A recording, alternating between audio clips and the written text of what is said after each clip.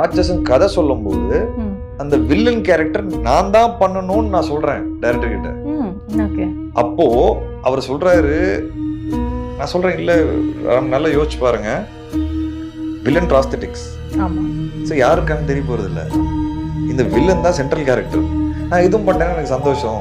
ஹீரோவா நான் பண்றேன், வில்லன் ப்ராஸ்தெட்டிக்ஸ் போட்டு ஒரு வில்லன், என் ஃபேஸே தெரியாது உங்களுக்கு.